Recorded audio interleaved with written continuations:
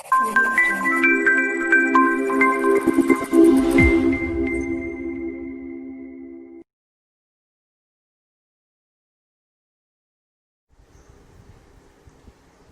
हो फ्रेंड्स, फिर से आपका स्वागत है आईसी एकेडमी में। हम आज शुरू करने वाले हैं रेंज। क्या शुरू करने वाले हैं? रेंज, जो हमारे लिए एक बड़ा टॉपिक हो सकता है। जैसे हमने डोमेन फाइंड किया वैसे ही हमें रेंज के भी क्वेश्चंस पूछ सकते हैं। तो सबसे पहले अगर रेंज में हम आगे बढ़े, इससे पहले हम जो पुरानी चीज़ें हैं सभी आपको पता है। जैसे डोमेन में हमने 1 to 1 एक एक फंक्शन को देखते गए थे, वैसे ही हम रेंज में भी क्या करने वाले, एक एक फंक्शन को देखते देखते आगे बढ़ेंगे। सिंपल सी चीज़ है, कोई भी बंदा कर सकता है, एकदम आसानी से कर सकता है। ठीक है, तो पहले हमारा काम है वो है रेंज को समझना कि रेंज होती क्या है। तो आपको पता है रेंज क्या होती थी। रेंज मतलब के आंसर्स होना, जो भी हमारा y है उसके आंसर क्या आएंगे। तो y की वैल्यू ले लो, आंसर ले लो, या फिर बोल दो इमेज, बोल दो किसी फंक्शन की इमेज है, वही मेरे क्या है, रेंज है। तो रेंज हमें पता है कि एग्जैक्टली रेंज होती क्या है। ठीक है, तो को डोमेन और रेंज के बीच में आप थोड़ा सा भी कंफ्यूज मत होना।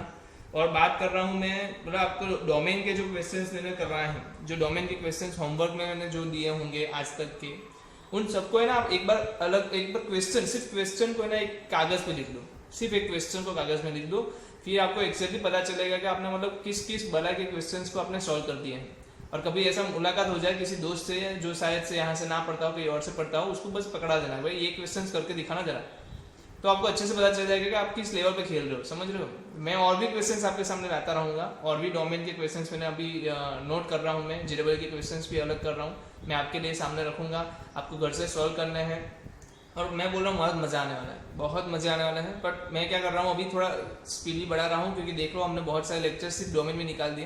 तो मैं चाहता हूँ कि अभी हमारी स्पीड थोड़ी बढ़ी रहे। आप घर पे होमवर्क में क्वेश्चंस ज़्यादा करो, मैं ऐसा सोच रहा हूँ और मान रहा हूँ कि आप अच्छे से क्वेश्चंस कर रहे होंगे। ठीक है, तो यहाँ पर हम बढ़ने वाले हैं रेंज के साथ। तो सबसे पहली बात है, कुछ रेंज की चीज़ें मैं बता दूँ, कुछ छोटी छोटी चीज़ें हैं, जैसे कि ग्रेटेस्ट इंटीजर फंक्शन है।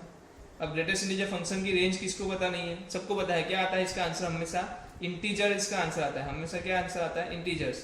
तो इसकी रेंज क्या हो जाएगी? आई, मतलब आई मतलब हर आई क्या होता है? आई वो सेट है जिसके अंदर सब इंटीजर्स वैल्यू आती है। चलो दूसरी बात करो, फ्रैक्शनल पार्ट फंक्शन एक्स होगा तो सबको पता है 0 से लेके 1 के बीच में। कहाँ? 0 से लेके 1 के बीच में, तो यह सबको पता है। फिर हमारे पास मोड एक्स आता है। मोड क्या करता है? नेगेटिव वैल्यू को भी पॉजिटिव में कन्वर्ट करता है, जीरो भी जीरो देता है, और पॉजिटिव को पॉजिटिव देता है। मतलब आंसर्स जो मेरे हैं वो हमेशा क्या आएंगे? पॉजिटिव।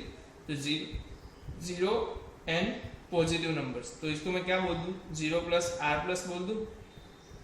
0 प्लस आर प्लस मतलब कि जीरो से क्या ले सकता हूँ? इनफाइनाइट ले सकता हूँ। 0 से इनफाइनाइट ये भी बोल सकते हो, ये भी बोल सकते हो।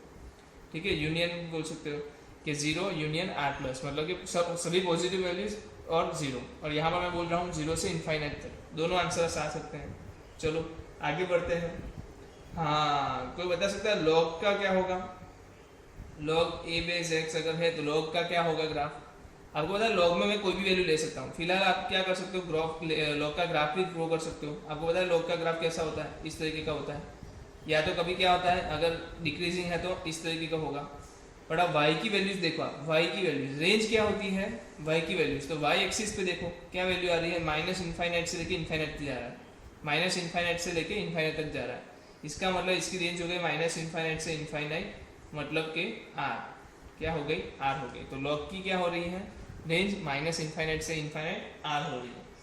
चलो इसी के साथ अगर लॉग ले रहे हैं तो एक्सपोनेंशियल फंक्शन भी ले लेते हैं। E raise to x, e raise to minus x square, कुछ भी ले लो आप। ई रेस टू कुछ दिया है या 2 रेस टू दिया है, 2 raise to X, 3 raise to X. तो ऐसे केस में आपके पास ग्राफ कैसा आने वाला है? किसी को पता है? अगर ये ग्रेटर देन है, पावर जो है मेरा वो ग्रेटर देन है, तो वो कैसा ग्राफ बनेगा? ऐसे बढ़ेगा। अगर वो पावर क्या है? पावर क्या है? नेगेटिव है। नेगेटिव है तो क्या हो जाएगा? ऐसे कम होगा। बट जो वैल्यूज है आप देख सकते हो कि y हमेशा क्या रह रहा है? 0 से ऊपर ही रह रहा है। आप देख रहे हो y की वैल्यूज, y एक्सिस पे वैल्यूज क्या आ रही है? तो देखो आप सब वैल्यूज ऊपर की तरफ ही आ रही है। तो इसका जो भी आपको क्या मिलने वाला है, रेंज मिलने वाली है, वो क्या रहेगी? 0 से लेके इनफाइनाइट। बट इसमें 0 भी कभी नहीं होगा। किसकी पावर ऐसी करोगे कि जिसका आपको आंसर 0 मिल जाए? क्योंकि ये कभी भी 0 नहीं होगा, नियर टू 0 चला जाएगा। हाँ, नियर टू 0 चला जाएगा, बट 0 नहीं होगा। इसका मतलब कि मैं क्या लूंगा? 0 को ओपन कॉम में ले रहा हूँ। इसका मतलब मैं इसको ये भी बोल सकता हूँ कि ये r प्लस है। r प्लस मतलब पॉजिटिव वैल्यूज का सेट दे रहा है। क्या दे रहा है? पॉजिटिव वैल्यूज का सेट दे रहा है। तो कोई भी क्या हो जाए एक्सपोनेंशियल फंक्शंस मिल जाए हमें 2 या 3 या कोई भी पॉजिटिव नंबर का मुझे कोई भी पावर मिल जाए, एनी पावर, तो उस टाइम पे मेरा जो ग्राफ है वो क्या हो जाएगा आर प्लस। ठीक है, वो क्या रेंज बना देगा, आर प्लस रेंज बना देगा। चलो 6 लेते हैं। जो हमने लास्ट में एक फंक्शन पढ़ा था वो था सिग्नम फंक्शन। तो सबको पता है सिग्नम फंक्शन का क्या होता है, डोमेन सॉरी रेंज क्या होती है, -1 होती है, 0 हो सकती है या 1 हो सकती है। ये तीन ही आंसर हो सकते हैं सिग्नम फंक्शन के, अदरवाइज कोई भी आंसर इसके होंगे नहीं। तो ये तो सिंपल सी चीज़ है, किसी को भी आ सकता है। ठीक है, चलो और आगे करते हैं कुछ। हाँ ये चीज़ देखो, इसमें 3 बाइफर्केशन भी होते हैं। जैसे कि सिग्नम फंक्शन के अंदर कोई पॉजिटिव फंक्शन दे दिया, क्या दे दिया, कोई पॉजिटिव फंक्शन दे दिया। सपोज करो कि यहाँ पे e⁻x ही लिख दिया होता, तो e⁻x क्या है, पॉजिटिव है, तो इसका आंसर क्या आएगा, कोई भी बोल सकता है सिर्फ +1 आ सकता है। तो इसकी रेंज क्या हो जाएगी उस टाइम पे, सिर्फ +1। अगर सिग्नम फंक्शन के अंदर कोई नेगेटिव आंसर दे दे तो इसकी रेंज उस टाइम पे क्या हो जाएगी, सिर्फ -1। मतलब और कोई वैल्यूज इसकी नहीं हो सकती, सिर्फ एक ही विस्तार रेंज में, मतलब कि y की वैल्यू सिर्फ एक ही आ सकती है, वो है -1। तो उस टाइम में हम रेंज क्या बोल देंगे कि वो -1 है। मतलब रेंज क्या है, तो y की वैल्यूज है, आपके जो आंसर्स आते हैं वो है। तो इस तरीके से हम क्या कर सकते हैं, किसी भी चीज़ों को रेंज हम आसानी से निकाल सकते हैं। ये बेसिक चीज़ें हैं जो हमें पता होती है ऑलरेडी। ओके, चलो इससे ज़्यादा थोड़ा और आगे एक्सटेप जाते हैं। तो मेरे पास है यहाँ पर, देख लो मेरे पास है यहाँ पर, चलो 1/x ले लें, नहीं चलो 1/x नहीं लेना, चलो 1/x ले लिया। y बराबर क्या है, 1/x है। तो आपको पता है y 1/x का ग्राफ कैसा था, किसी को पता है, इस तरीके का ग्राफ आता है। किसी को नहीं पता तो मैं बता देता हूँ, इस तरीके का ग्राफ आपका आएगा। इसका मतलब y की वैल्यू आप देख पा रहे हो कि यहाँ भी क्या है, सभी वैल्यू है, यहाँ पर भी सभी वैल्यू है, सिवाय 0 के। 0 नहीं हो रही है, बस क्या नहीं हो रही है, 0 पे टच नहीं हो रहा है। अदरवाइज तो कोई भी वैल्यू ले लो। y की ऊपर देखो +∞ जा रहा है, नीचे भी देखो -∞ जा रहा है। तो इसकी मैं रेंज बताऊंगा वो क्या है कि r-0, मतलब कि r में से सिर्फ 0 नहीं हो सकता, अदरवाइज तो कोई भी वैल्यू हो सकती है। तो ये क्या हो गया आपका बेसिक नॉलेज ऑफ रेंज। मतलब आपको इतना बेसिक नॉलेज हमें है, हमने सब फंक्शंस को बारी बारी से एक एक कर करके देखे हैं, तो सभी चीज़ों का हमें नॉलेज है अच्छे से। तो रेंज करने के लिए हमें ये सब चीज़ें भी पता होनी चाहिए। फिर दूसरे टॉपिक पे आता हूँ, मैं आता हूँ ट्रिग्नोमेट्री पे। ट्रिग्नोमेट्रिक जो फंक्शन है हमारे, ट्रिग्नोमेट्री फंक्शन, तो ट्रिग्नोमेट्री फंक्शन में क्या हो सकता है, तो सबसे वेल नोन है वो तो है साइन एक्स। आपको पता है साइन एक्स की क्या होती है रेंज, -1 से 1 होती है। कॉस एक्स की रेंज ये पता है सबको, इसलिए मैं ज़्यादा इसमें बोल नहीं रहा हूँ, -1 से 1 होती है। तो बता सकता है tan एक्स की क्या होगी, तो कोई भी बोल सकता है सर -∞ से ∞, मतलब कि r होगी। फिर cot x की भी तो सेम ही होगी, तो cot x की भी सेम होगी, -∞ to ∞, वो भी r। फिर आता है आपका cosec x, वो बोलेगा मैं साइन जैसा नहीं हूँ, तो ठीक है साइन जैसा नहीं है तो साइन वाली वैल्यूज निकाल दे। तो उन्होंने क्या किया, साइन की जो वैल्यू थी वो सब उसमें से निकाल दी। सेक भी बोलता है मैं कॉस नहीं है, कॉस से उल्टा हूँ, तो मैं वो भी क्या करेगा, कॉस की जो वैल्यूज है वो माइनस कर देगा। तो ये आपको पता होना चाहिए कॉसेक और सेकेक्स की क्या है रेंज, -1 से 1 निकाल देने के बाद जो बचता है वो है उसकी रेंज। ठीक है, ये हो गई कॉसेक एक्स सेक एक्स की। फिर हमने इन्वर्स वाले फंक्शन भी देखे थे, तो मैं इसकी भी बात कर लेता हूँ। साइन इन्वर्स एक्स का क्या हो रहा था, रेंज आपको पता है इसका आंसर क्या आता था, -π/2 से लेके π/2 आ रहा था, याद करना। ठीक है, फिर आपका था कॉस इन्वर्स एक्स, तो उसका क्या आ रहा था, 0 से लेके पाई। अब इसी साइन इन्वर्स के साथ और कोई भी मिलावट कर रहा था, कौन था वो, साइन इन्वर्स एक्स के साथ कौन था, tan इन्वर्स एक्स, उसकी भी सेम रेंज थी। फिर कॉसेक इन्वर्स एक्स, ये तीनों की रेंज सेम थी। वैसे ही क्या है, कॉट इन्वर्स एक्स और सेक इन्वर्स एक्स, इनों की भी रेंज क्या थी, 0 से पाई ही थी। तो ये हो गई इसकी रेंज हो गई है। ठीक है, कॉस इन्वर्स एक्स की रेंज क्या हो गई, 0 से पाई। साइन इन्वर्स एक्स की क्या हो गई, -π/2 to π/2। tan इन्वर्स एक्स की भी वही है, कॉसेक इन्वर्स एक्स की भी वही है। हमने उसके ग्राफ भी प्लॉट किए थे। हाँ, ये हो सकता है कि एन के टर्म्स में भी आपको दिया जाए या फिर कोई अलग से रेंज दे दे, तो उस टाइम पे आपको थोड़ा समझ के ढूंढना पड़ेगा। हमें यहाँ पे देखते हैं कहाँ पर क्वेश्चन आएगा, ऐसा तो हम बात कर लेंगे उसके ऊपर, कोई दिक्कत वाली चीज़ नहीं है, ये भी हमें पता है।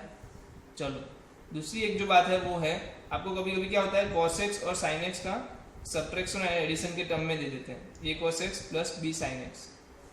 a और b can be any number, क्या हो सकता है, एनी नंबर हो सकता है, वो माइनस हो सकता है, वो प्लस हो सकता है, कुछ भी हो सकता है। a और b कुछ भी हो सकता है, 0 भी हो सकता है।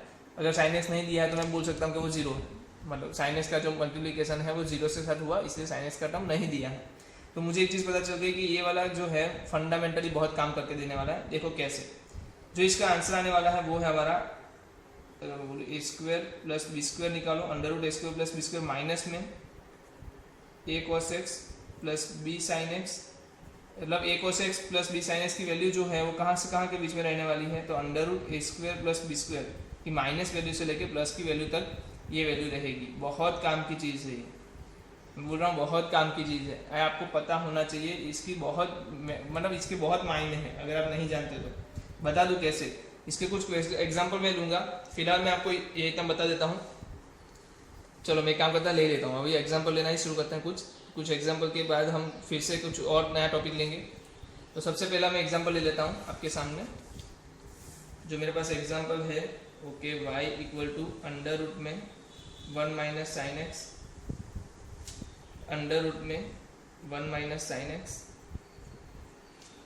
अंडर रूट में 1 माइनस साइन एक्स, ऐसा इनफाइनाइट तक है। ठीक है, तो ऐसा ग्राफ हम यार ये कितनी बार आया, हमने ये कितनी बार सॉल्व किया, बहुत बार हमने ये चीज़ सॉल्व करके दी है।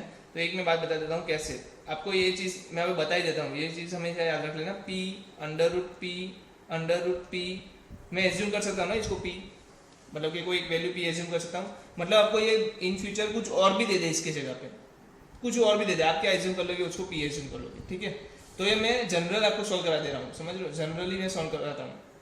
तो एक बात बताओ, अगर y equal under root p है तो इसको मैं y लिख सकता हूँ ना, इसको मैं y लिख सकता हूँ। तो y इक्वल टू मैं क्या लिखूंगा, अंडर रूट पी वाई। क्या लिखूंगा, y equal to under root P Y. अब तो क्या करो, दोनों साइड स्क्वायर कर दो, तो y स्क्वायर इक्वल टू क्या आ गया, पी वाई आ गया। इसका सीधा मतलब y square minus P Y is equal to 0।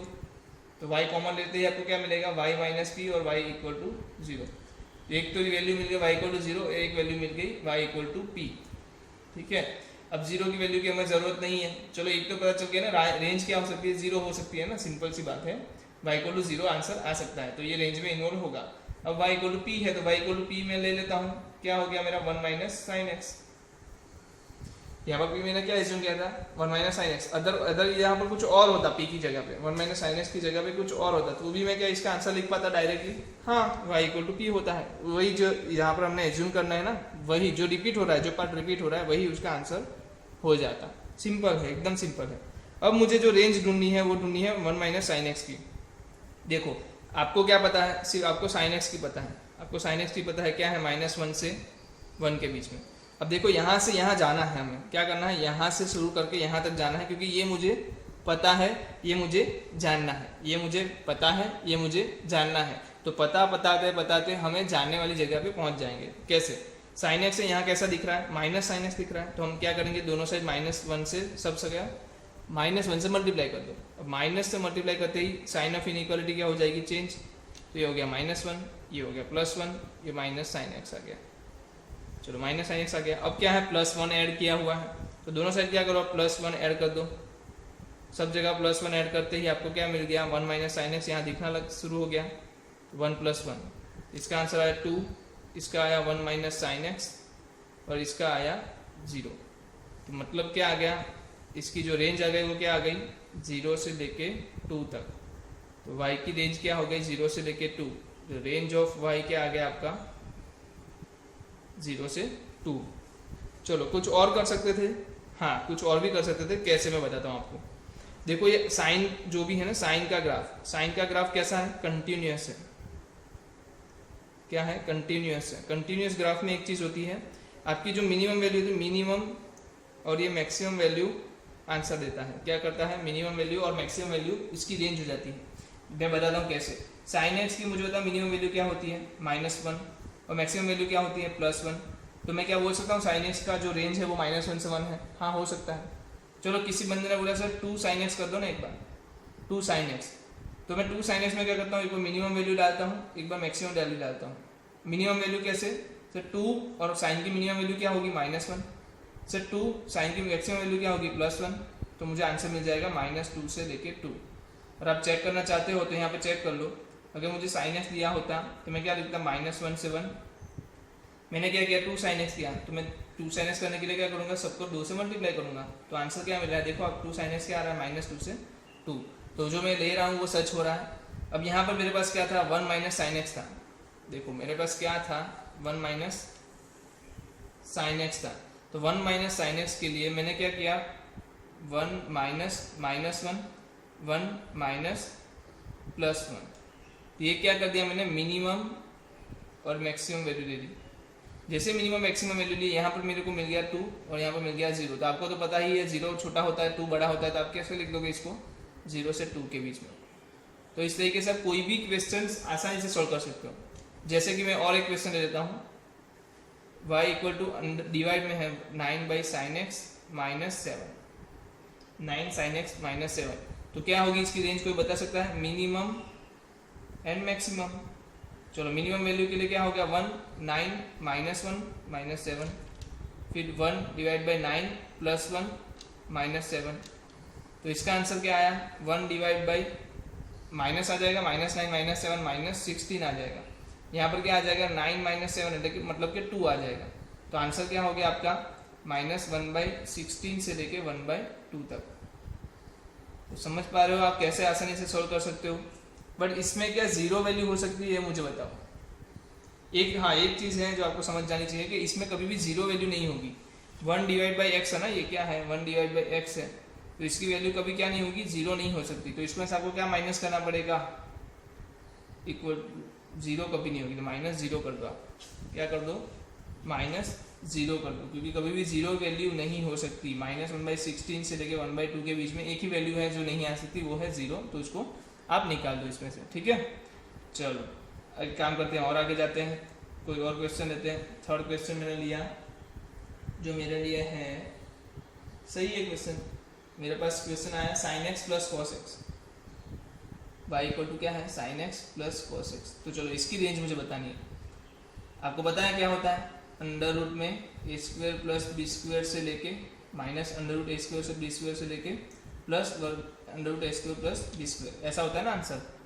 हमने सीखा है आगे, ये क्वेश्चन मैं बता देता हूँ आपको फिर से। ये रहा माइनस अंडर रूट में ए स्क्वायर प्लस बी स्क्वायर से लेके प्लस में अंडर रूट ए स्क्वायर से बी स्क्वायर।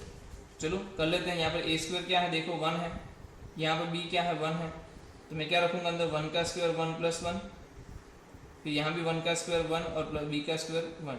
तो क्या आ गया आंसर, इक्वल टू क्या आ गया, -√2 से लेके √2। तो ये आपका आंसर हो गया, सिंपल। तो -√2 से √2 इसकी क्या हो सकती है, रेंज हो सकती है कि इतनी वैल्यू हो सकती है, इसके अलावा कोई वैल्यू हो सकती नहीं है। चलो और एक क्वेश्चन ले लेते हैं, जहाँ पर मुझे दिया है sin x plus √3 cos x। चलो इसका आंसर निकाल के दो। तो क्या आएगा, माइनस अंडर रूट में 1 का स्क्वायर √3 का स्क्वायर प्लस अंडर रूट में 1 का स्क्वायर √3 का स्क्वायर। तो क्या आएगा इसका आंसर, अंडर रूट में 4 और इधर आएगा अंडर रूट में 4। चलो तो आ गया -2 से लेके 2 और ये हो गया आपका क्लोज में। देख सकते हो आप कितने आसानी से ये वाले क्वेश्चंस तो आप सॉल्व कर लोगे। और ये आपके आने भी नहीं वाले, ये तो मतलब आपको बेसिक समझने आए, इसलिए हम ऐसे क्वेश्चंस ले रहे हैं। जबकि जरूरी है थोड़ा कुछ और सब्जेक्ट और क्वेश्चन आएंगे, सही वाले क्वेश्चन। तो समझ में आया कैसे करना है। तो आपका आंसर क्या आ रहा है, -2 से 2। और एक क्वेश्चन ले लेंगे इसके ऊपर, और एक क्वेश्चन ले लेते हैं। चलो और एक क्वेश्चन भी ले लेते हैं इसके ही बेस पे, तो आपकी ज़्यादा प्रैक्टिस हो जाए इसके ऊपर। चलो मैं एक क्वेश्चन ले रहा हूँ मस्त वाला। अब यहाँ पर आप इतना ध्यान रखना, ज़रा सा भी दिमाग में ऐसे तैसे करना। जैसे मेरे पास है y equal to 3 sin x plus 4 cos x plus 7 दिया है। तो सर जो प्लस 7 एक्स्ट्रा आ गया, पर ठीक है ना, तुम्हें जो पता है वो ढूंढ लो पहले। तो तुम्हें ये पता है तो तुम इसका ढूंढ लो। ये क्या आएगा, 3 sin x plus 4 cos x की वैल्यू क्या आएगी, कहाँ से कहाँ तक बीच में। तो सर मुझे पता है 3 स्क्वायर प्लस 4 स्क्वायर वो क्या होता है, 5 होता है। तो भी मैं लिख देता हूँ 3 स्क्वायर प्लस 4 स्क्वायर का अंडर रूट लेस देन और इक्वल टू क्या होगा, 3 स्क्वायर प्लस 4 स्क्वायर का अंडर रूट। तो ये आ जाएगा -5, ये 3 sin x plus 4 cos x less than और इक्वल टू 5। अब तो क्या करोगे, +7 दोनों साइड ऐड कर दो, +7 +7 +7। तो क्या आ गया, 2 से लेके कहाँ तक 12 तक, 2 से लेके 12 तक आपका आंसर बन गया। तो ये क्या हो गई, मेरी सिंपल सी बात है, रेंज बन गई। क्या बन गई, रेंज बन गई। तो क्या आसान है रेंज ढूंढना? सिंपल है, इजी है, कर सकते हैं, हर कोई कर सकता है, एकदम सिंपल सी चीज़ है, कोई भी कर सकता है। ठीक है, चलो और आगे देखते हैं क्वेश्चन। अब मेरे पास आता है ग्रेटेस्ट इंटीजर फंक्शन। आपको पता है ग्रेटेस्ट इंटीजर फंक्शन का आंसर क्या आता है? इंटीजर्स। क्या आता है? इंटीजर्स आंसर आता है। रेंज क्या आती है इसकी? आई। चलो इसके बेस पे मैं कुछ क्वेश्चन देता हूँ। तो पहला क्वेश्चन है, इफ एक्स जो है मेरा वो क्या है 1 से लेके 2.25, if X lies between 1 to 2.25 then range of greatest integer function X. तो आप मुझे बता दो ग्रेटेस्ट इंटीजर फंक्शन एक्स की रेंज निकालनी है। तो मैं क्या करूँगा, इसमें ग्रेटेस्ट इंटीजर फंक्शन एक्स लगाऊंगा और इसमें भी ग्रेटेस्ट इंटीजर फंक्शन एक्स लगा दूंगा। इसको भी क्या करूँगा, ग्रेटेस्ट इंटीजर फंक्शन एक्स से दिखा दूंगा। चलो मुझे एक बात बता दो, ग्रेटेस्ट इंटीजर फंक्शन एक की बात करूँ तो उसके लिए आंसर क्या होगा? 1 ही रहेगा। चलो ये भी आ गया ग्रेटेस्ट इंटीजर फंक्शन एक्स। अब इसका बताओ, इसका क्या होगा? 2.25 का क्या होगा? तो क्या 2 होगा। क्या होगा? 2 होगा। मतलब ग्रेटेस्ट इंटीजर फंक्शन x की वैल्यूज क्या हो सकती है? 1 से लेके 2 के बीच में हो सकती है। तो वो क्या होगी? सिंपल सी बात है, वो 2 ही वैल्यू आएगी। क्या आएगी? एक तो 1 आएगी या तो 2 आएगी। ग्रेटेस्ट इंटीजर फंक्शन हमेशा क्या होता है? इंटीजर होता है। तो इसमें 1 और 2 के बीच में इंटीजर कितने हैं? तो कि 1 और 2 ही है। तो कितनी वैल्यूज आ सकती है? सिंपल सी बात है, 2 ही वैल्यूज आ सकती है। कौन कौन सी? 1 और 2। तो इसकी रेंज क्या हो गई? रेंज क्या हो गई? 1 से 2 ही हो गई। चलो और एक एग्जांपल ले लेता हूँ इसके ऊपर। तो हमारे पास है साइन एक्स दिया है। क्या दिया है? ग्रेटेस्ट इंटीजर फंक्शन में साइन एक्स दिया है। ये हमने ऑलरेडी वैसे करके रखा है, आगे एक क्वेश्चन आया था बीच में सिग्नम फंक्शन, जब हम पढ़ रहे थे उस टाइम पे आ रहे थे इसके क्वेश्चन। फिर भी मैं आपको बता देता हूँ क्या होता है। तो साइन एक्स आपको पता है क्या है? साइन एक्स आपको पता है -1 से 1 के बीच में है। तो आप तो क्या करो, इसमें ग्रेटेस्ट इंटीजर फंक्शन लगा दो। तो क्या आ जाएगा? -1 से 1 के बीच का इंटीजर्स आ जाएगा। इसके आंसर क्या आएगा? -1। इसका आंसर क्या आएगा? Sine x. ओके, तो इसका आंसर क्या आने वाला है? 1। एक बात तो पता चल गई, -1 से लेके 1 के बीच में, -1 से लेके 1 के बीच में इंटीजर्स कितने हैं? 3, -1, 0 एंड 1 है। तो इसका आंसर रेंज जो है वो क्या आने वाली है? तो रेंज इज इक्वल टू क्या आ जाएगा? -1, 0 एंड 1 की सेट। -1, 0 एंड 1 का सेट आ जाएगा। तो रेंज क्या है? साइन एक्स के अगर ग्रेटेस्ट इंटीजर फंक्शन लगा दूँ तो रेंज क्या आ जाएगी? -1, 0, 1। चलो थोड़ा और कॉम्प्लिकेटेड करते हैं इसको। जैसे ग्रेटेस्ट इंटीजर फंक्शन में मुझे दे दिया है sine x minus cos x दे दिया, और आपको पता है इसकी रेंज क्या है? कोई बोल सकता है क्या है? -√2 से लेके √2। पता है कि नहीं? -√2 से लेके √2 ही है ना। कैसे किया हमने? a² प्लस b² वाले फॉर्मूले से। तो a क्या है? 1, -1 है। 1² प्लस 1² क्या आ गया? -√2 आ गया। चलो -√2 से √2 के बीच में है। मुझे तो एक बात बता दो, -√2 आता कहाँ पर?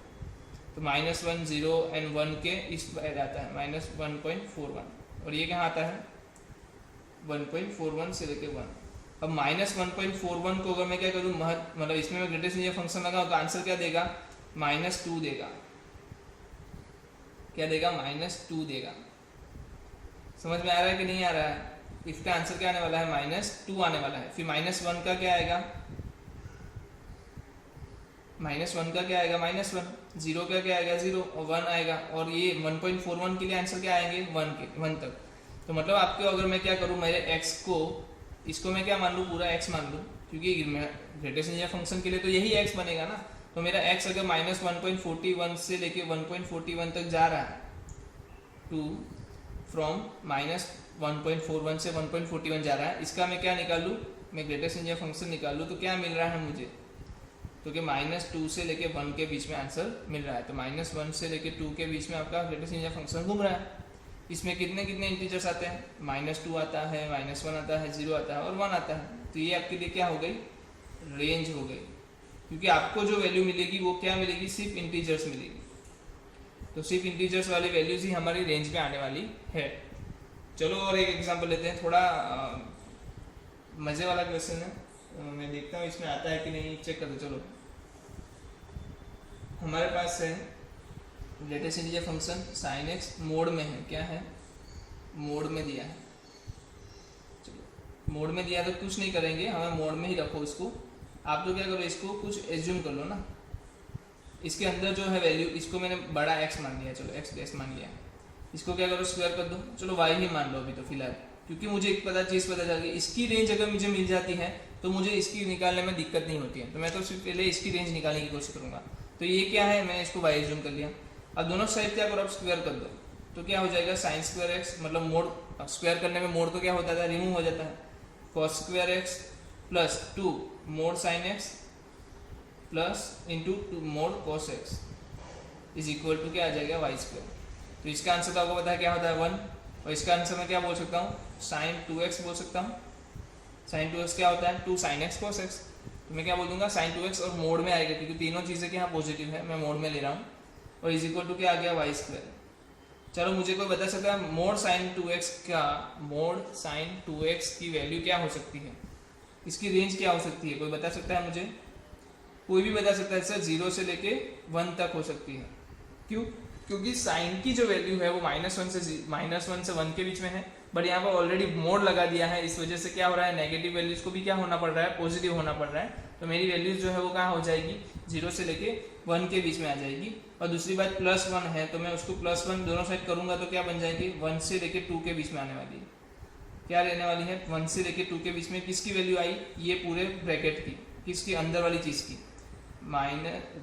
Mode sine x plus mod cos x कहाँ से कहाँ तक जाएगा, 1 से 2 के बीच में। तो मुझे बता ग्रेटेस्ट इंटीजर फंक्शन 1 को लगाऊं, फिर f ऑफ x जो मेरा फंक्शन है y, और फिर किसको लगाऊं, 2 को लगाऊं। ओ सॉरी सर, ये तो किसका था सर, ये वाई स्क्वायर था ना, ये तो स्क्वायर का था। हमें क्या चाहिए, हमें तो नॉर्मल चाहिए। तो नॉर्मल करने के लिए आप क्या करोगे, नॉर्मल करने के लिए क्या करोगे आप, अंडर रूट लगाओगे। अब मैं इसके लिए थोड़ी बहुत चीज़ें अभी मैं बता रहा हूँ, मैं अंडर रूट लगा रहा हूँ, क्यों लगा रहा हूँ मैं अभी थोड़े इसके तुरंत ये क्वेश्चन खत्म होने के बाद तुरंत बताता हूँ आपको, ठीक है, क्यों मैं अंडर रूट लगा रहा हूँ। अभी मैं लगा रहा हूँ अंडर रूट दोनों साइड, तो जैसे अंडर रूट लगाऊंगा ये क्या बन जाएगा, अंडर रूट 1 और अंडर रूट 2। तो अंडर रूट 1 और अंडर रूट 2 क्या आ गया आपका 1 और 1.41, मतलब इसमें इंटीजर वैल्यू कितनी है, ओनली वन इंटीजर, वो क्या है, 1 है। अगर मैं दोनों साइड अगर इसका इंटीजर लगाने की कोशिश करूँ, 1 से लेके 1.41, अगर इसका आंसर जो आ रहा है 1 से लेके 1.41 के बीच में आ रहा है, तो मुझे एक बताओ चीज़ कि इसका जो ग्रेटेस्ट इंटीजर फंक्शन अगर मैं लूँगा, इसका मैं ग्रेटेस्ट इंटीजर फंक्शन लूँगा तो आंसर क्या मिलेगा, कोई भी बोल सकता है +1 मिलने वाला है। समझो चीज़ों को, कंफ्यूज मत हो। पहली बात मैंने क्या कि mod sine x plus mod cos x था, दोनों साइड मैंने क्या किया, स्क्वायर किया, जिससे क्या हुआ, मोड साइन x का स्क्वायर साइन स्क्वायर x ही होता है, और मोड कोस x का स्क्वायर भी कॉस स्क्वायर x भी होता है, दोनों का सम 1 हो गया। ये आ गया साइन 2x, वो भी कैसे, मोड में, ठीक है। अब आपको एक चीज़ पता है कि जो साइन है उसका ग्राफ है जो -1 से 1 के बीच में रेंज देता है।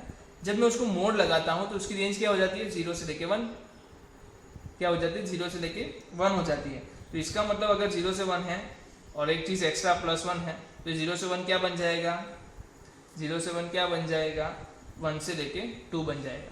चलो ये बात तो हो गई।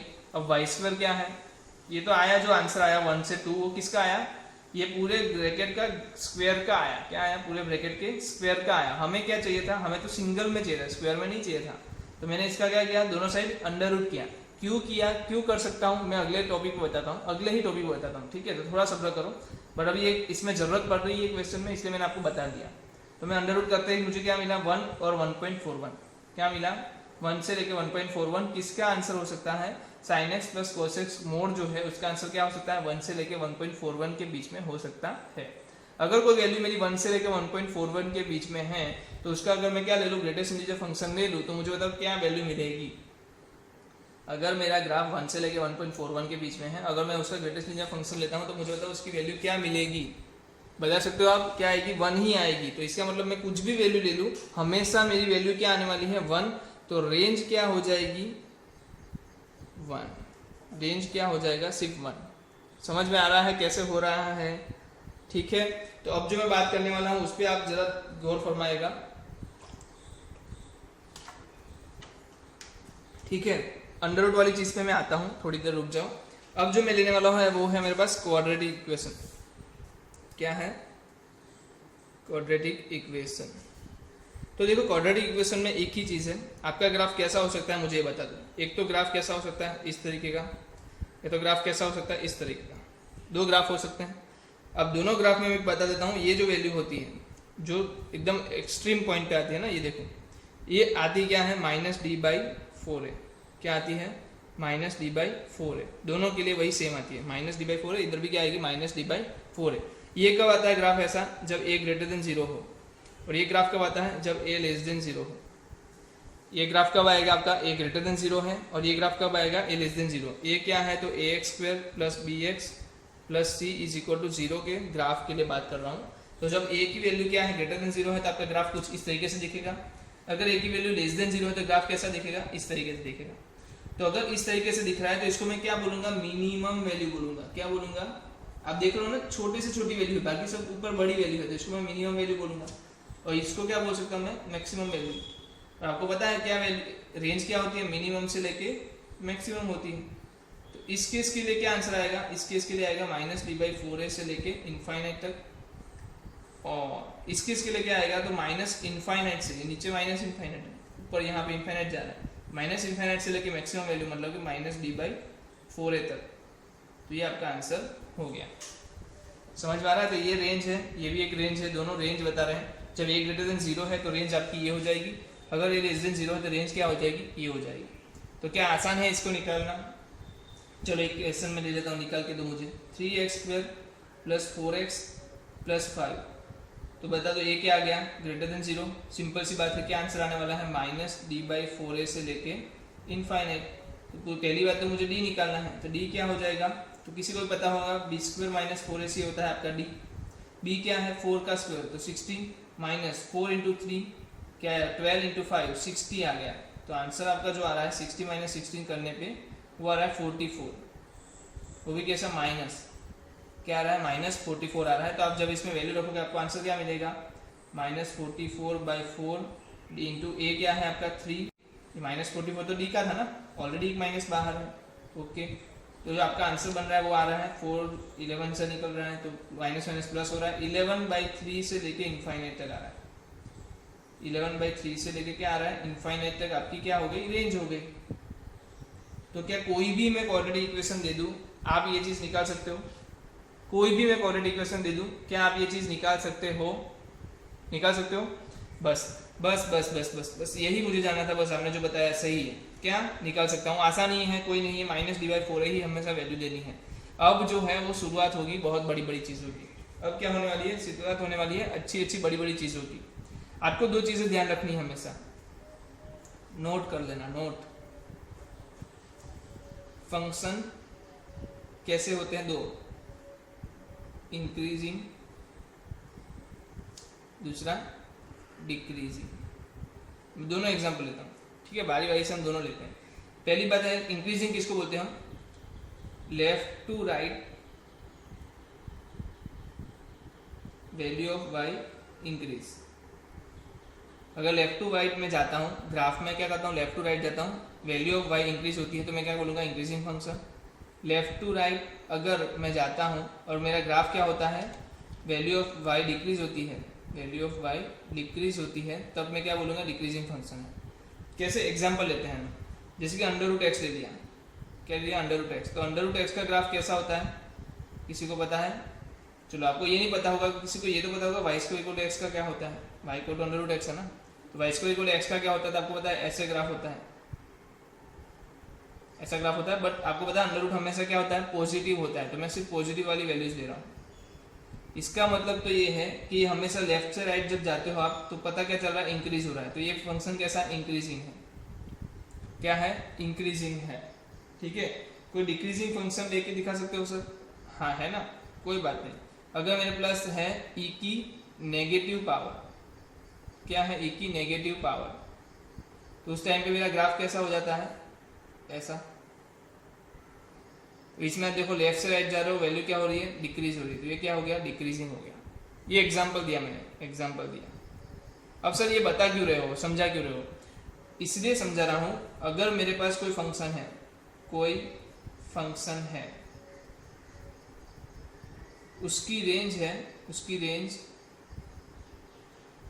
कोई फंक्शन है, फंक्शन f(x) है, उसकी रेंज है, f(x) की रेंज जो है वो है a से b, क्या है, a से b है, उसकी रेंज क्या है, ए से लेके बी है। और न्यू नया कोई फंक्शन,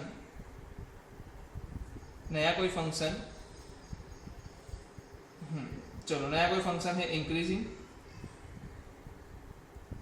और डिक्रीजिंग, दो में से एक हो सकता है ना, इंक्रीजिंग हो सकता है या तो डिक्रीजिंग हो सकता है। कोई नया फंक्शन है इंक्रीजिंग डिक्रीजिंग, यहाँ पर हम ले रहे हैं इंक्रीजिंग में अंडर रूट और यहाँ पर ले रहे हैं e रेज़ टू माइनस की पावर, ठीक है, माइनस की पावर। तो एफ ऑफ एक्स की रेंज जो क्या है, ए से बी है, ठीक है। इंक्रीजिंग फंक्शन है मेरा, इंक्रीजिंग फंक्शन है, तो मैं जब इस इंक्रीजिंग फंक्शन को एफ ऑफ एक्स पे लगाता हूँ, इसी इंक्रीजिंग फंक्शन को कहाँ लगाता हूँ, एफ ऑफ एक्स पे लगाता हूँ, तो सिंपल सी बात है, इसके ऊपर भी वैसे ही लगा दो। क्या करो, इसके ऊपर भी वही फंक्शन लगा दो। कोई इंक्रीजिंग फंक्शन अगर एफ ऑफ एक्स पे लग रहा है तो सिंपल आपको क्या करना है, रेंज जानने के लिए, रेंज ढूंढने के लिए आपको क्या करना है, सिंपली डायरेक्ट इसकी जो रेंज है इसके ऊपर वही फंक्शन लगा दो। अगर डिक्रीजिंग फंक्शन है, अगर क्या है डिक्रीजिंग फंक्शन है, और भी डिक्रीजिंग फंक्शन हो सकते हैं, जैसे log 1/2 भी डिक्रीजिंग फंक्शन है, क्योंकि एक से कम है, इसका बेस क्या है, एक से कम है, तो वो भी डिक्रीजिंग फंक्शन है। तो आप क्या करोगे, दोनों साइड log 1/2 ए कर दो, log 1/2 बी कर दो। सर ये समझ में नहीं आ रहा सर, थोड़ा प्रैक्टिकल एग्जाम्पल के साथ समझाओ तो ज़्यादा मजा आएगा। मैं आपको प्रैक्टिकल एग्जाम्पल के साथ भी समझाऊंगा। आपको सिर्फ इतना चीज़ याद रखनी है कि जब भी आप इंक्रीजिंग फंक्शन हो, आप क्या लगा दोगे, इसको लगा दोगे, डायरेक्टली लगा दोगे। जैसे कि इंक्रीजिंग फंक्शन अंडर रूट था, तो मैंने under root F of X जानने के लिए मैंने क्या किया, सिंपली ए और बी पे ऊपर अंडर रूट लगा दिया। बट जब मैं डिक्रीजिंग लगाता हूँ, आपको क्या करना, लगा तो देना है, बट इसको क्या करना, उल्टा कर देना है। उल्टा कर देना इन द सेंस कि ये पहले आएगा, ये बाद में आएगा। तो log 1/2 बेस बी और log 1/2 बेस ए, ये आपका आंसर हो जाएगा। तो रिवर्स कर देना है हमें जब डिक्रीजिंग फंक्शन हो तब। चलो कुछ एग्जांपल लेता हूँ, मैं अच्छे से समझाऊंगा। पहले आपको ऐसे याद रख लेना 11/3 से लेके इनफाइनाइट है, क्योंकि इसी को मैं ज़्यादा यूज़ करूँगा अगले कुछ क्वेश्चंस में, ठीक है। तो मैं ले लेता हूँ कुछ और एग्जांपल्स आपके सामने। अब देखो यहाँ पर अब मैं ले रहा हूँ आपके साथ y = हमने क्या लिया था पहले, इसकी जो रेंज आ रही थी वो मुझे बता दो। चलो मैं पहले ये लिख लेता हूँ, 4x + 5। रेंज क्या आई थी, 11/3 से लेके इनफाइनाइट, ये आपकी रेंज है। इस क्वाड्रेटिक इक्वेशन की जो रेंज है ये है 11/3 से लेके इनफाइनाइट। अब मैं क्या कर रहा हूँ, इसके ऊपर अंडर रूट लगा दे रहा हूँ, मुझे तो इसकी रेंज चाहिए। तो आप मुझे बता दो अंडर रूट एक्स का ग्राफ कैसा है, हमने देख लिया अंडर रूट एक्स का ग्राफ कैसा था, इस तरीके का, मतलब कि ऐसे कोना नहीं है, ऐसे राउंड शेप में जा रहा है, ठीक है, राउंड शेप में जा रहा है। तो आप देख सकते हो लेफ्ट से राइट जब जा रहे हो, आप लेफ्ट से राइट जा रहे हो तो क्या हो रहा है, पॉजिटिव वैल्यूज में देखो ना आप, तो इसकी वैल्यू क्या है, सब पॉजिटिव है, तो मैं पॉजिटिव वैल्यू में देख रहा हूँ। तो क्या हो रहा है, डिक्रीज हो रहा है, इंक्रीज हो रहा है, डिक्रीज हो रहा है या इंक्रीज हो रहा है, वैल्यू क्या हो रही है, डिक्रीज हो रही है ना। तो हमने यहाँ गलती कर दी, हमने जो ये चीज़ें बोली वो सब चीज़ें क्या हो गई, थोड़ी आप देख लेना कहाँ गया ग्राफ। ये जो वैल्यूज ली हमने, अंडर रूट एक्स नहीं ले सकते, अंडर रूट एक्स क्या है, डिक्रीजिंग है, अंडर रूट एक्स क्या है, डिक्रीजिंग है कि इंक्रीजिंग है। चलो चेक करते हैं, ये देखो अंडर रूट एक्स की वैल्यू ये आ रही थी, सॉरी मैंने जो यहाँ पर ग्राफ ड्रॉ किया वो गलत किया, ये 1/x के लिए ग्राफ है, हाँ इंक्रीजिंग है ना, ये तो इंक्रीजिंग है। अंडर रूट एक्स का ग्राफ कैसा आएगा, इस तरीके का आएगा, तो ये इंक्रीजिंग है। ये मैं सोचूं कैसे ये हो रहा है ठीक है, चलो आ जाओ। ये किसका ग्राफ था, 1/x का था, ये किसका था, अंडर रूट एक्स का था। तो अंडर रूट एक्स क्या है, इंक्रीजिंग, 1/x क्या है, डिक्रीजिंग। तो मुझे तो ये बताओ इंक्रीजिंग है, तो मैं क्या करूँ, पहले तो इसकी रेंज लिख दूँ 11/3 से लेके इनफाइनाइट। अगर इंक्रीजिंग है तो मुझे क्या करना है, उसके ऊपर सिर्फ जो फंक्शन यहाँ पर लगाया है वैसे ही मुझे लगा देना है। आप समझ नहीं पा रहे हो, मेरे को अंडर रूट में दे दिया है 11/3 से इनफाइनाइट की एक रेंज, मुझे क्या दे दिया है, अंडर रूट के अंदर 11/3 से लेके इनफाइनाइट की रेंज दे दी है। मुझे तो अंडर रूट को अंदर ले जाना है, तो बस इतना चेक करना है कि ये इंक्रीजिंग है या डिक्रीजिंग है। अगर इंक्रीजिंग है तो हूबहू मैं क्या कर दूंगा, इसको अंदर ले जाऊंगा। अब 11/3 का अंडर रूट तो क्या आएगा, वही आएगा under root 11/3। Under root infinite का क्या आता है, इनफाइनाइट ही आता है। तो इसका जो आंसर है वो क्या हो जाएगा, अंडर रूट 11/3 से लेके इनफाइनाइट तक इसकी रेंज हो गई। अभी भी समझ नहीं पा रहे तो मैं बता रहा हूँ कि आपको कब ऐसी जरूरत पड़ेगी, क्योंकि सिंपल क्वाड्रेटिक इक्वेशन है तो आपको सॉल्व करना आता है, -d/4s से आपने कर दिया और आपको मिल गया। बट ये तो अंडर रूट में दे दिया था, कि आप अंडर रूट के लिए अलग से कुछ ढूंढने जाओगे, नहीं, आपके लिए क्या है, अंडर रूट के अंदर वाली चीज देखनी है। अंडर रूट को ऐसा मान लो कि कोई और एक अलग से फंक्शन मान लो, क्या मान लो, कोई और एक फंक्शन है ऐसा मान लो, क्योंकि देख रहे हो ना दो फंक्शन का कॉम्बिनेशन है ये, अंदर है क्वाड्रेटिक इक्वेशन, बाहर है अंडर रूट। तो अंदर का रेंज मुझे पता है क्या है, 11/3 से लेके इनफाइनाइट। तो जो अंडर रूट है वो उसका क्या करेगा, इंक्रीजिंग है डिक्रीजिंग चेक करने के बाद उसको दे देंगे हम, किसको, जो रेंज हमने ढूंढी है उसको। रेंज को मैंने दे दिया, तो इसका ऑर्डर चेंज नहीं करना है, क्यों, क्योंकि इंक्रीजिंग फंक्शन है। अब मैं लेता हूँ कुछ और, जैसे कि मैं y लेता हूँ 1 डिवाइड बाई लेता हूँ 3x² + 4x + 5। ठीक है, अब मुझे बताओ इसकी रेंज क्या होती है। तो आपको पता 1 डिवाइड बाई 11/3 से लेके इनफाइनाइट। ठीक है, 3 से लेके इनफाइनाइट। तो आप तो क्या करोगे, 11/3 रखोगे और इनफाइनाइट रखोगे। बट आपको एक चीज़ पता है, जो 1/x था वो कैसा फंक्शन है, देखो यहाँ पर डिक्रीजिंग फंक्शन है। कि अगर ये डिक्रीजिंग फंक्शन है तो सिंपल सी बात है, आपको क्या करना है, ऑर्डर चेंज करना है। तो माइनस इनफाइनाइट वाला आगे आ जाएगा और 1/11/3 क्या चला जाएगा, पीछे चला जाएगा। तो 1/इनफाइनाइट क्या होता है, किसी को भी पता है क्या होता है 1/इनफाइनाइट, 0। 1/इनफाइनाइट क्या होगा, 0। जीरो ही होता है ना, एक से नीचे बहुत बड़ी वैल्यूज, तो क्या हो जाएगा, 0 हो जाएगा। और ये क्या आ जाएगा, 3/11 आ जाएगा। तो ये आपका क्या हो गया, रेंज हो गया। किसका रेंज होगा ये, तो कि 1 डिवाइड बाई 3x² + 4x + 5। समझ में आ रहा है। मुझे क्या पता है, अंदर वाले फंक्शन की रेंज पता है, तब मैं बाहर वाले फंक्शन की रेंज ढूंढने की कोशिश कर रहा हूँ। अब देखो, और मैं इसको और अंदर ले जाता हूँ, और क्वेश्चन हम करते हैं। जैसे कि मेरे पास आ गया y = आपके पास है e⁻³ + 4x + 5।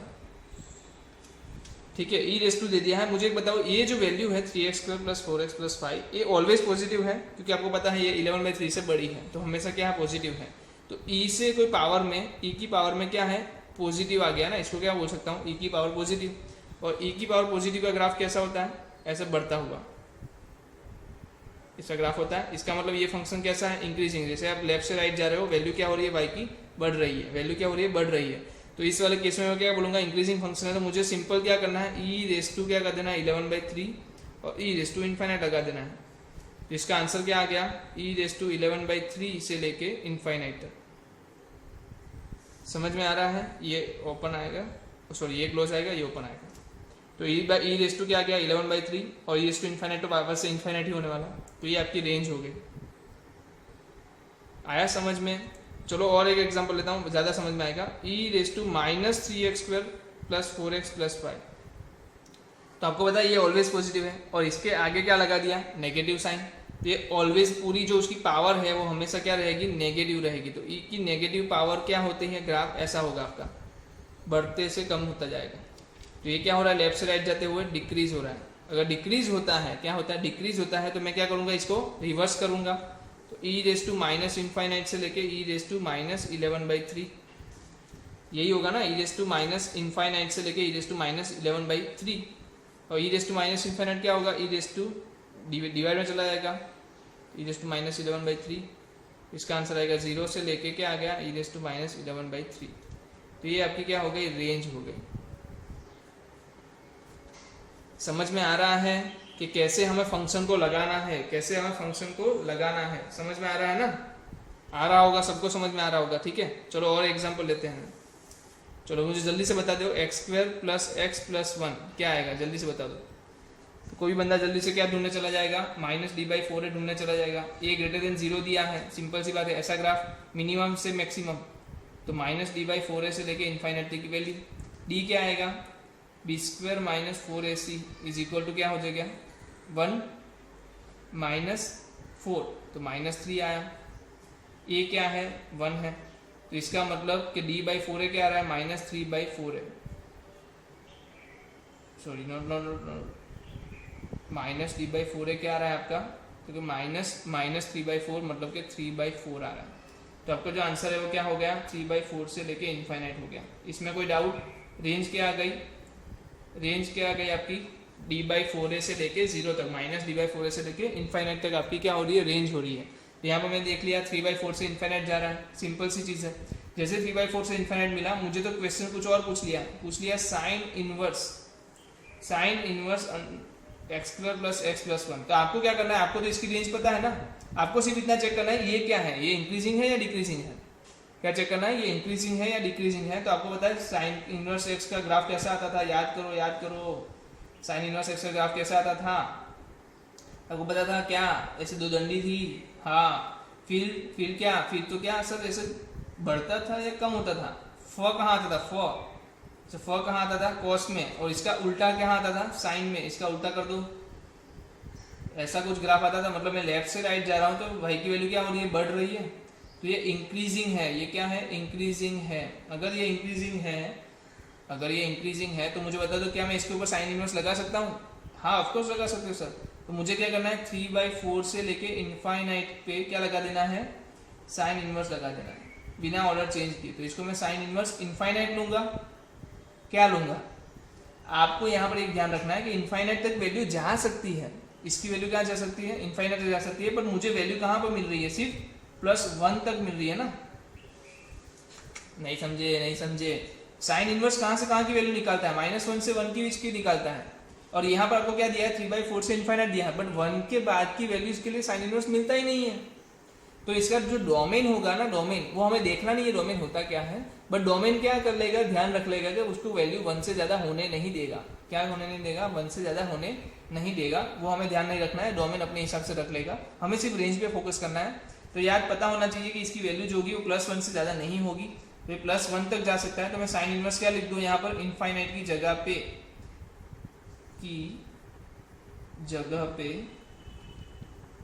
1 आएगा।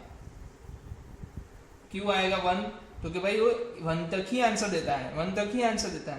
तो साइन इनवर्स 3/4 से लेके साइन इनवर्स 1। साइन इनवर्स 1 क्या होता है? जल्दी कोई बता सकता है? साइन इनवर्स 1 क्या हो सकता है? साइन इनवर्स 1 होगा π/2। और यहाँ पर साइन इनवर्स 3/4, वो हमें वैल्यू पता नहीं है। ठीक है, साइन इनवर्स 3/4 हमें वैल्यू पता नहीं है। तो ये वैल्यू ऐसे ही रखो। तो π/2 तक। तो ये क्या हो गई? आपकी रेंज हो गई। क्या हो गई? रेंज हो गई।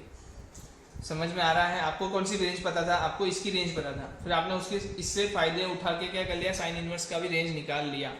चलो और एक एग्जांपल लेते हैं और ज़्यादा समझते हैं इसको कैसे यूटिलाइज करते हैं, और ज़्यादा समझते हैं। चलो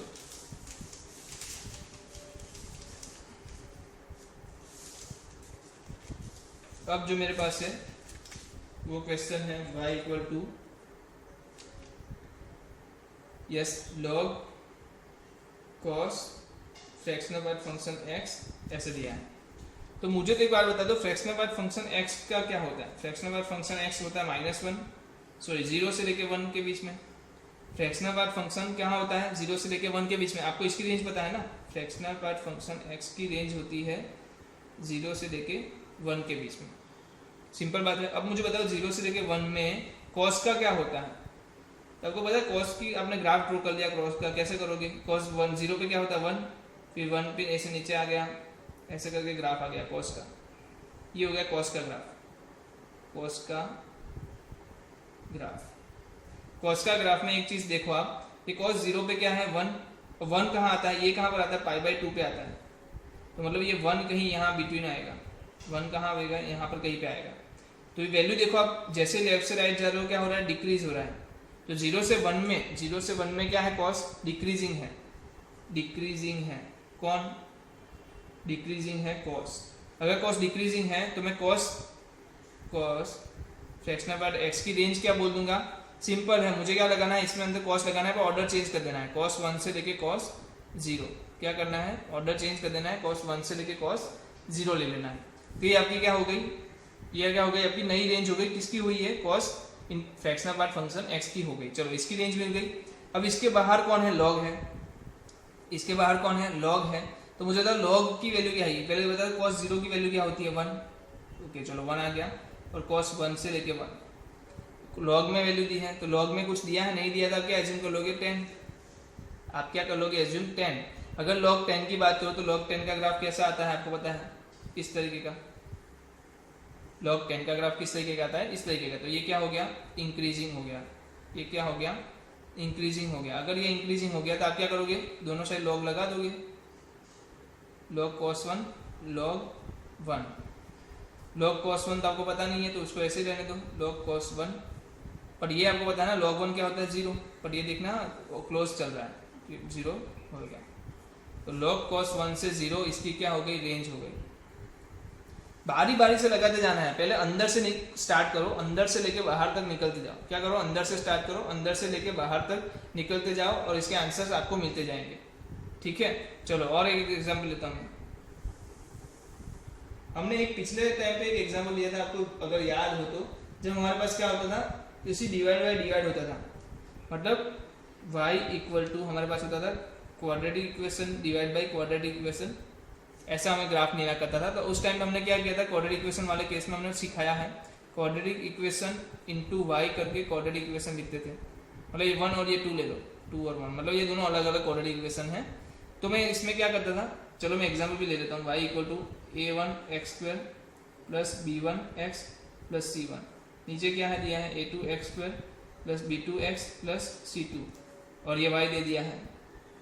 तो मैं y के लिए रेंज निकालने के लिए क्या करूँगा, इसको इससे मल्टीप्लाई कर दूंगा, x² plus b2xy plus c2y is equal to a1x² plus b1x plus c1।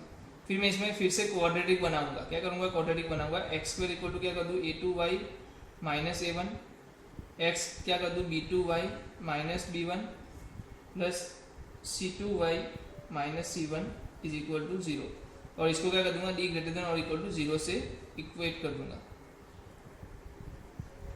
और y मिलेगा। कैसे, चलो तो हम एग्जांपल लेके ही करते हैं। मेरे पास है अभी रेंज निकालनी है, y equal to sine x² divide by x² plus 1 की निकालनी है। क्या करनी है, x² divide by x² plus 1। तो मेरे पास क्या आ गया, देखो पहले तो आप इसको सॉल्व करोगे, इसके बाद साइन पे जाओगे ना। तो पहले अंदर वाली चीज़ जो बोल रही है वो क्या है, क्वाड्रेटिक डिवाइड बाई क्वाड्रेटिक, तो हमें ये वाला फंडा यूज करना है। तो मैं क्या कर रहा हूँ, x² divide by x² plus 1 is equal to y ले लेता हूँ, मल्टीप्लाई किया, y x² plus y is equal to x², क्या हुआ y minus 1 x² plus y is equal to 0 आया। अब इसमें आप मुझे बताओ a क्या आ गया आपका y माइनस 1, b क्या आ गया 0, c क्या आ गया 1। तो मुझे क्या निकालना है, आपको तो d ग्रेटर देन और इक्वल टू 0 देना है। d क्या होता है, minus b² minus 4ac greater than और इक्वल टू 0। यहाँ पर b तो है ही नहीं, 0 है, तो माइनस 4 y माइनस 1, c क्या है 1, नहीं c 1 नहीं है, c क्या है y है, c क्या है y है, तो y ले लेता हूँ, y ग्रेटर देन और इक्वल टू 0। देख लो यहाँ पर मैं थोड़ा दिखा देता हूँ, minus 4 y minus 1 y greater than और इक्वल टू 0 होना चाहिए। माइनस से दोनों साइड माइनस से मल्टीप्लाई करोगे तो क्या होगा, इनइक्वालिटी चेंज, तो 4y y माइनस 1, 4 4 कैंसिल, 0 है ना, तो दोनों साइड डिवाइड कर लोगे 4 को, तो y माइनस 1 आपका आ गया लेस देन और इक्वल टू 0। इसका सीधा मतलब आपको पता है क्या होगा, 0 से लेके 1 के बीच में आपकी y की वैल्यू वेरी करेगी। अरे कैसे पता चला, अरे कुछ नहीं, y इक्वल टू 0 की वैल्यू पे 0 हो रहा है, y इक्वल टू 1 पे 0 हो रहा है, दोनों वैल्यू डाल दी, लेस देन और इक्वल टू है तो घर के अंदर बैठेगा, घर के बाहर नहीं जाएगा, घर के अंदर बैठेगा, घर के अंदर बैठेगा, तो 0 से 1 के बीच में इसकी वैल्यूज मिलेगी। मतलब कि y की रेंज क्या आई, 0 से 1। अब ये तो बोल रहा है साइन लेना है ना, y इक्वल टू साइन अंदर 0 से 1 बैठा है, तो मुझे तो साइन का ग्राफ 0 से 1 में चेक करो, साइन का ग्राफ 0 से 1 में बीच में चेक करो। मैं कर दूँ इधर ड्रॉ, साइन कैसा आएगा 0 से 1 में, 0 से 1 में ऐसे बढ़ता हुआ जाएगा ना, π/2 पे ये 1 हो जाएगा, कहाँ π/2 पे, 1 तो यहाँ बीच में कहीं आ जाता है, तो इंक्रीजिंग है, क्या है इंक्रीजिंग है। अगर इंक्रीजिंग है तो मुझे क्या करना है, सिंपल साइन 0 साइन 1, क्या करना है साइन 0 साइन 1, क्या होता है 0 साइन 1, तो रेंज क्या आ गई 0 साइन 1 आ गई। तो क्वाड्रेटिक इक्वेशन सोल्व करना आ गया, कैसे करना है, क्वाड्रेटिक बाय क्वाड्रेटिक होता है, तो हमने ये करके रखा है, ऑलरेडी करके रखा है। किसी को अभी इसमें भी ज़्यादा समझ में ना आए, डरने की जरूरत नहीं है। आप क्वाड्रेटिक इक्वेशन वाला एक जो चैप्टर टॉपिक हमने पढ़ा था उसके उस टाइम पे चले जाओ, वहाँ होमवर्क में भी क्वेश्चंस थे उसके, और कुछ घर से भी कराए थे, एग्जाम्पल भी लिए थे, तो वो दोनों आप देख सकते हो। अदरवाइज आपको एक चीज़ समझ में आ गई होगी कि अंदर से बाहर जाना है, ये तो समझ में आ ही गया होगा हर किसी को कि मुझे अंदर से कहाँ जाना है, बाहर जाना है। कहने का मतलब कि अंदर की जो वैल्यूज है ना, अंदर की वैल्यूज की आपको रेंज ढूंढनी है, फिर बाहर जो उसके साइड तुरंत लगा हुआ फंक्शन है वो चेक करना है वो इंक्रीजिंग है या डिक्रीजिंग है। अगर वो इंक्रीजिंग है तो डायरेक्टली लग जाएगी उसको, अगर डिक्रीजिंग है तो क्या होगा, उसके ऑर्डर चेंज करके लगा दो, सिंपल ऑर्डर चेंज करके लगा दो, इतना आसान सी चीज़ है। ठीक है, तो ये कोई भी बंदा कर सकता है। मैं समझ सकता हूँ कि आप भी इस चीज़ को समझ गए होंगे कि कैसे करना है। अंदर की वैल्यूज ढूंढ लो, फिर वहाँ से बढ़ते बढ़ते बढ़ते बढ़ते बाहर जाओ। ठीक है, चलो मैं फिर भी इसके रिलेटेड हमने बहुत सारे होमवर्क के क्वेश्चंस भी मैंने लिखे हैं, तो मैं चाहता हूँ कि आप होमवर्क के क्वेश्चंस घर से ट्राई करो। इस चीज़ को पहले नोट कर लो अच्छे से, एग्जाम्पल्स सही से नोट कर लो। रेंज जो है कैसे हम उससे डील कर रहे हैं वो आप एक अच्छे से नोट में डील कर लो। फिर आप इसके ऊपर आओ होमवर्क के क्वेश्चन के ऊपर, और जो हमने अभी तक डिस्कस किया है उसी के बेस पे ऊपर एक क्वेश्चन है, थोड़ा सा दिमाग लगाओ, मस्त आसानी से सोल्व हो जाएगा। देखो ये क्वाड्रेटिक डी बाई क्वाड्रेटिक कैसे करोगे, इसको मल्टीप्लाई करोगे, डी ग्रेटर देन और इक्वल टू 0 ले लोगे, कोई भी कर सकता था। ये यहाँ पर हमें कुछ कुछ चीज़ें पता है, आप ट्राई करो, हो जाएगा। मैं बोल रहा हूँ ना, ये भी क्वाड्रेटिक है, अंदर भले अंडर रूट में दिया है, क्या फर्क पड़ता है, क्वाड्रेटिक तो है। ठीक है, ये भी हो जाएगा, ये भी कर सकते हो, ये भी कर सकते हो, सब चीज़ें हो सकती है। समझ में आ रहा है, सब चीज़ें हो सकती है। आप घर पे एक बार ट्राई करो, और नहीं होता है तो डरने की कहाँ जरूरत है, नेक्स्ट लेक्चर में हम कराने वाले हैं। ठीक है, बट ऐसा मेरे पे मत रह जाना कि सर कराने वाले हैं तो चलो मैं नहीं करता। ठीक है, करना है आपको, बढ़ना है, और इसी से बढ़ते बढ़ते हम डोमेन रेंज में जो आपको पावर आ जाएगा, आपको एक भरोसा आ जाएगा, क्योंकि हर 2 साल या 3 साल में एक बार तो डोमेन रेंज आ ही जाता है। मतलब क्वेश्चन फंक्शन का पूछा तो चांसेस है कि 2 से 3 साल के जेरेबली के पेपर में एक बार तो वो आता है। तो 33% चांसेस है इसमें, इस चैप्टर में से आने के डोमेन रेंज के। तो आप इसमें कभी भी लाइटली ना लें, डोमेन रेंज निकालना आपको आना चाहिए। चलो मिलते हैं फिर से नेक्स्ट लेक्चर में, तब तक अलविदा।